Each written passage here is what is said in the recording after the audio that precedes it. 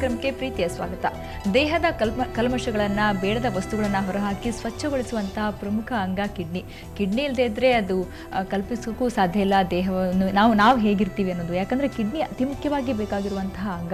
So ಕಿಡ್ನಿಗೆ ಸಮಸ್ಯೆಗಳುಂಟಾದಾಗ, kidney fail ಆದಾಗ ಏನು ಮಾಡ್ತೀವಿ? ಡಯಾಲಿಸಿಸನ್ನು ಹೊರತುಪಡಿಸಿ ಇರುವಂತಹ ಒಂದೇ ಒಂದು ಮಾರ್ಗ ಅಂದರೆ ಕಿಡ್ನಿ ಕಸಿ, ಅಂದರೆ ಮೂತ್ರಪಿಂಡ ಮರುಜೋಡಣೆ. ಸೊ ಮೂತ್ರಪಿಂಡ ಮರುಜೋಡಣೆಯಿಂದ ಯಾವೆಲ್ಲ ಒಂದು ಲಾಭ ಇದೆ, ಏನು ಪರಿಣಾಮ ಆಗುತ್ತೆ, ಹೇಗೆ ರೋಗಿ ಮತ್ತೆ ಸಾಮಾನ್ಯ ಜೀವನಕ್ಕೆ ಮರಳಬಹುದು ಅನ್ನೋದ್ರ ಬಗ್ಗೆ ತಿಳ್ಕೊಳ್ತೀವಿ ಇವತ್ತಿನ ಸುಹಾಸಿನಿಯಲ್ಲಿ. ಮತ್ತೊಮ್ಮೆ ಕಾರ್ಯಕ್ರಮಕ್ಕೆ ಸ್ವಾಗತ. ನಾನು ನಿಮ್ಮ ಗೆಳತಿ ಸಬೀತಾ.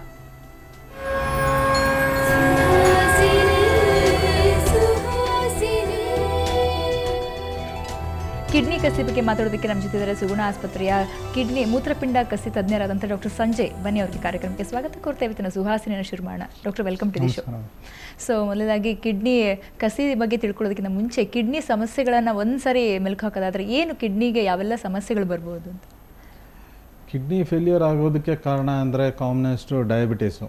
ಇವಾಗ ನಿಮಗೆ ಗೊತ್ತೇ ಇದೆ, ಇವಾಗ ನಮ್ಮ ಕಂಟ್ರಿ ಬಂದ್ಬಿಟ್ಟು diabetes capital of the world ಆಗ್ತಾಯಿದೆ. ಅದಕ್ಕೆ ಕಾರಣ ಏನು ಅಂದರೆ ನಾವು ತೊಗೊಳೋವಂಥ ಆಹಾರ, change in the life style, more and more relaxed kind of life style.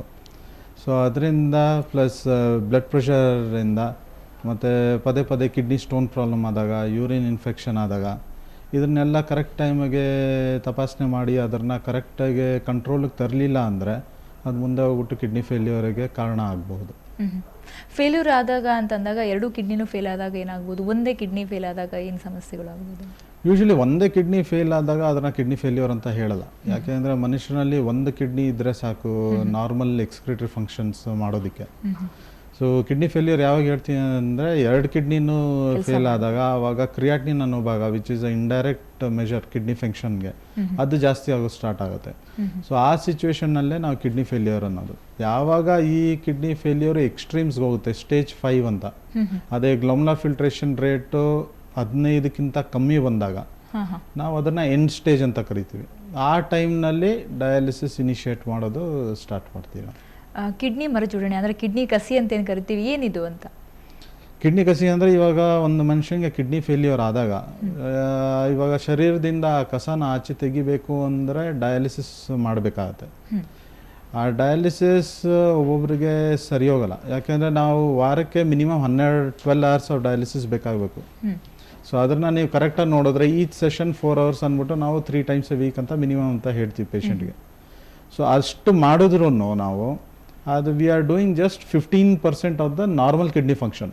So ಅದರ ಅರ್ಥ 85% ಭಾಗ ಶರೀರದಲ್ಲಿ ಉಳ್ಕೊಂಡಿರೋ ಅಂಥ ವೇಸ್ಟು, ಅದರಿಂದ ಹಾರ್ಟ್ ಆಗಲಿ, ಬ್ರೈನ್ ಆಗಲಿ, ನರ ಆಗಲಿ, ಅದ್ರ ಮೇಲೆ ಅದರ ಎಫೆಕ್ಟ್ ಕಂಟಿನ್ಯೂ ಆಗುತ್ತೆ. ಮತ್ತು ಈ ಪೇಷಂಟ್ಸ್ ಯಾರು ಲಾಸ್ಟ್ ಸ್ಟೇಜಿಗೆ ಬರ್ತಾರೆ ಕಿಡ್ನಿ ಫೇಲ್ಯೂರ್ನಲ್ಲಿ, ಡಯಾಲಿಸಿಸ್ನಲ್ಲಿ ಇರಬೇಕಾದ್ರೆ ಕಾರ್ಡಿಯಾಕ್ ಪ್ರಾಬ್ಲಮ್ ಬಂದ್ಬಿಟ್ಟು ಅವ್ರಿಗೆ ಮಾರ್ಟಾಲಿಟಿ, ಡೆತ್ ಆಗೋ ಚಾನ್ಸಸ್ಸು 1000 times ನಾರ್ಮಲ್ ಇಂಡಿವಿಜುವಲ್ಸ್ಗಿಂತ ಜಾಸ್ತಿ. ಸೊ ಇದೆಲ್ಲದನ್ನು ಸರಿಪಡಿಸ್ಬೇಕು ಅಂದರೆ ಕಿಡ್ನಿ ಕಸಿ ಮಾಡಿದ್ರೆ, ಒಬ್ಬ ದಾನಿ ಯಾರಾದರೂ ಮುಂದೆ ಬಂದರೆ ಅವ್ರದ್ದು ಒಂದು ಕಿಡ್ನಿ ತೊಗೊಂಡು ಈ ಪೇಷಂಟ್ಗೆ ಹಾಕಿದಾಗ, ನಾನು ಹೇಳ್ದಂಗೆ ಒಂದು ಕಿಡ್ನಿ ಸಾಕು ಮನುಷ್ಯನಿಗೆ ನಾರ್ಮಲ್ ಲೈಫ್ ಲೀಡ್ ಮಾಡೋದಕ್ಕೆ. ಸೊ ಅವಾಗ ಇವ್ರದ್ದು ಕಿಡ್ನಿ ಫಂಕ್ಷನ್ಸ್ ನಾರ್ಮಲ್ ಆಗಿಬಿಡುತ್ತೆ. So all these risk factors ಎಲ್ಲ ಕಮ್ಮಿ ಆಗುತ್ತೆ, the quality of life improve ಆಗುತ್ತೆ. ಸೊ ಇದರಿಂದ kidney transplantation is the best treatment for end stage kidney failure. Okay. So ಒಂದು ನಾವು ಕಿಡ್ನಿ ಕಸಿ ಅಥವಾ ಮೂತ್ರಪಿಂಡ ಮರುಜೋಡಣೆ ಅಂತೀವಲ್ಲ, ಕಿಡ್ನಿ ಟ್ರಾನ್ಸ್ಪ್ಲಾಂಟೇಷನ್ ಯಾವಾಗ ಮಾಡಬಹುದು ಒಬ್ಬ ವ್ಯಕ್ತಿಗೆ ಅಂತ, ಅನಿವಾರ್ಯ ಅಂತ ಅಂದಾಗ ಯಾವಾಗ ಅಂತ? ಅದು ಎರಡು ಕಿಡ್ನಿ ಫೇಲ್ ಆದಾಗ ಗೊತ್ತಾಯ್ತು. ಕಿಡ್ನಿ ಫೇಲ್ಯೂರ್ನಲ್ಲಿ 2 ಟೈಪ್ ಬರುತ್ತೆ. ಒಂದು ಅಕ್ಯೂಟ್ ರಿನಲ್ ಫೇಲ್ಯೂರ್ ಅಂತೀವಿ. ಅದು ಯಾವುದಾದ್ರೂ ಒಂದು ಕಾರಣ ಇರುತ್ತೆ. ಕಾರಣ ಅಂದರೆ ಇಲ್ಲ ಅಂದರೆ ಯಾರಾದರೂ ಟ್ಯಾಬ್ಲೆಟ್ಸ್ ತೊಗೊಂಡಿರ್ತಾರೆ, ಪೇನ್ ಕಿಲ್ಲರ್ಸು, ಇಲ್ಲ BP ಡೌನ್ ಆಗಿರ್ಬೋದು, ಅದು ಇನ್ಫೆಕ್ಷನ್ಸಿಂದ ಆಗಿರ್ಬೋದು. ಅಂಥ ಸಿಚುವೇಷನಲ್ಲಿ ಆ ಮೂಲ ಕಾರಣನ ನಾವು ಕರೆಕ್ಷನ್ ಕೊಟ್ಟರೆ ಕಿಡ್ನಿ ಆದಷ್ಟು ಕದೇ ರಿಕವರ್ ಆಗುತ್ತೆ. ಆದರೆ ಸರ್ಟನ್ ಸಿಚುವೇಶನ್ಸ್ನಲ್ಲಿ ಕ್ರಾನಿಕ್ ರಿನಲ್ ಫೇಲ್ಯೂರ್ ಅಂತೀವಿ. ಅದೇನು ಬರ್ತಾ ಬರ್ತಾ ಬರ್ತಾ ಬರ್ತಾ ಕಿಡ್ನಿ ಫೇಲ್ ಆಗಿಬಿಡುತ್ತೆ.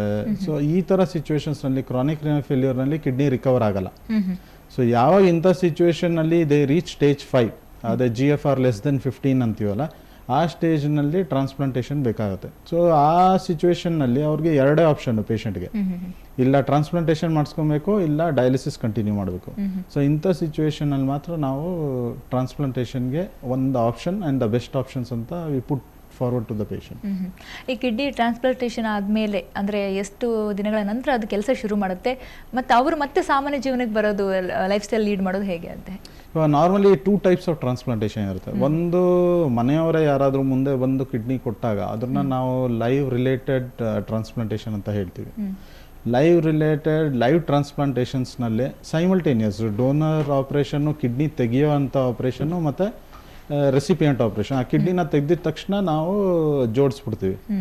So usually time taken is around 45 minutes ಆ ಕಿಡ್ನಿ ತೆಗೆದುಬಿಟ್ಟು ಹಾಕೋದಕ್ಕೆ. ಸೊ ಆ ಪೀರಿಯಡ್ನಲ್ಲಿ ಈ ಥರ ಟ್ರಾನ್ಸ್ಪ್ಲಾಂಟೇಷನ್ನಲ್ಲಿ ಕಿಡ್ನಿ ಇಮಿಡಿಯೇಟಾಗಿ ಕೆಲಸ ಮಾಡೋದು ಸ್ಟಾರ್ಟ್ ಮಾಡುತ್ತೆ. ಅನ್ಲೆಸ್ ಸಮ್ಟೈಮ್ಸ್ 5% ಆಫ್ ದ ಕೇಸಸ್ನಲ್ಲಿ you will have complications like rejection ಆಗಿರ್ಬೋದು, ಕಿಡ್ನಿ ಮೂತ್ರಪಿಂಡಕ್ಕೆ ರಕ್ತ ಸರಿಗೆ ಸೇರ್ದಿರ ಕಿಡ್ನಿ ರಿಕವರಿ ಆಗೋಕ್ಕೆ ಸ್ವಲ್ಪ ಟೈಮ್ ಬೇಕಾಗ್ಬೋದು. ಸೊ ಇಂಥ 5% ಆಫ್ ದ ಕೇಸಸ್ ಬಿಟ್ಟರೆ 95% ಆಫ್ ದ ಕೇಸಸ್ನಲ್ಲಿ kidney starts functioning immediately. So ಮುಂದಕ್ಕೆ ಡಯಾಲಿಸಿಸ್ ಬೇಕಾಗಲ್ಲ. ಆದರೆ ಬೇರೆ ಥರ ಟ್ರಾನ್ಸ್ಪ್ಲಾಂಟ್ ಅಂತ ಹೇಳ್ತೀವಲ್ಲ, ಇವಾಗ ಸತ್ತಿರೋರು ದಾನ ಮಾಡ್ತಾರೆ. ಸೊ ಅಂಥ ಸಿಚುವೇಶನ್ಸ್ನಲ್ಲಿ ಕಿಡ್ನಿನ ತೆಕ್ಕೊಂಡು ನೆಕ್ಸ್ಟ್ ಡೋನರ್ ರೆಸಿಪಿಯೆಂಟ್ಗೆ ಹಾಕೋದಕ್ಕೆ ಸುಮಾರು ಟೈಮ್ ಕಳೆದೋಗುತ್ತೆ. ಸೊ ಮ್ಯಾಕ್ಸಿಮಮ್ ನಾವು ಮಾಡಿರೋದು ಅರೌಂಡ್ 36 hours ಎಕ್ಸ್ಪೀರಿಯನ್ಸ್ ಇದೆ. 36 hours ಕಿಡ್ನಿನ ಇಟ್ಕೊಂಡು ರೆಸಿಪಿಯೆಂಟ್ನ ಐಡೆಂಟಿಫೈ ಮಾಡಿ ಹಾಕ್ತೀವಿ. ಸೊ ಇವಾಗ ಟೈಮ್ ಡ್ಯೂರೇಷನ್ ಜಾಸ್ತಿ ಆದಾಗ kidney will going to a stage of shock. So it has to recover. So ಅಂಥ ಸಿಚುವೇಷನ್ನಲ್ಲಿ it might take 4 days, 1 week, 2 weeks to recover to do its normal functions. ಅಂಥ ಸಿಚುವೇಷನ್ನಲ್ಲಿ we may have to continue dialysis for a short duration of time. Age ಅಂತ ತೆಗೆದುಕೊಳ್ಳೋದಾದರೆ kidney ಕಸಿಗೆ ಏನಾದರೂ age group limit ಅಂತ ಇದೆಯಾ? ಇಂಥ ಏಜ್ ಅವರಿಗೆ ಮಾಡೋಕ್ಕಾಗಲ್ಲ ಅಂತ? Usually anyone who is fit can undergo kidney transplantation. Usually ಏನಂತೀವಿ ಅಂದರೆ 65 years ಮೇಲೆ ರೆಸಿಪಿಯೆಂಟ್ ಇದ್ದರೆ ಸ್ವಲ್ಪ ರಿಸ್ಕ್ ಜಾಸ್ತಿ ಅಂತ ಹೇಳ್ತೀವಿ. Many of the time we don't offer them. ಆದರೆ ಅಂಡರ್ ಸ್ಪೆಷಲ್ ಸರ್ಕಮ್ಸ್ಟಾನ್ಸಸ್ ಇವಾಗ ನಾವು ಡಯಾಲಿಸಿಸ್ ಮಾಡಬೇಕು ಅಂದರೆ ಫಿಶುಲಾ ಅಂತ ಆಕ್ಸೆಸ್ ಇರಬೇಕು, ಅಷ್ಟು ರಕ್ತ ಆಚೆ ಬರಬೇಕು. ಸೊ ಆಕ್ಸೆಸ್ ಪ್ರಾಬ್ಲಮ್ ಇದ್ದಾಗ or he has another cardiac problems which can be reverted after transplantation ಅಂದರೆ ಅಂಥವ್ರಿಗೆ ಟ್ರಾನ್ಸ್ಪ್ಲಾಂಟೇಷನ್ ಕೊಡ್ತೀವಿ.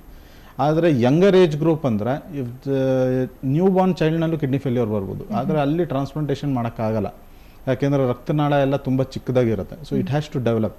So once a child attains the age of around weight of around 6 to 8 kgs, we can go for transplant in a younger age group. Older age group usually there is no limit. Okay ನಿಮ್ಮ ಜೊತೆ ಮಾತಾಡ್ತೀನಿ. So ವೀಕ್ಷಕರೇ, ನಾವು ಮಾತಾಡ್ತಾ ಇದ್ದೀವಿ kidney ಕಸಿ ಅಂದರೆ ಮೂತ್ರಪಿಂಡ ಮರುಜೋಡಣೆ. ಇದರಿಂದ ಹೇಗೆ ರೋಗಿ, ಕಿಡ್ನಿ ಫೇಲ್ ಆಗಿರುವಂತಹ ರೋಗಿ ಮತ್ತೆ ಒಂದು ಸಾಮಾನ್ಯ ಜೀವನಕ್ಕೆ ಮಾಡ್ಬೋದು, ಸುಖವಾಗಿ ಬದುಕಬಹುದು ಅಂತ ಮತ್ತಷ್ಟು ತಿಳ್ಕೊಳ್ಳೋಣ ಚಿಕ್ಕ ಬ್ರೇಕ್ ನಂತರ. ನೀವು ಕೂಡ ಕರೆ ಮಾಡಿ ಮೂತ್ರಪಿಂಡದ ಸಮಸ್ಯೆಗಳ ಕುರಿತಂತೆ ಏನೇ ಸಮಸ್ಯೆ ಇದ್ರೂ, ಡೌಟ್ಸ್ ಇದ್ರೂ ಕೇಳ್ಬೋದು. ಡಾಕ್ಟರ್ ಪರಿಹಾರ ತಿಳಿಸ್ತಾರೆ. ಈಗ ಚಿಕ್ಕದೊಂದು ಬ್ರೇಕ್.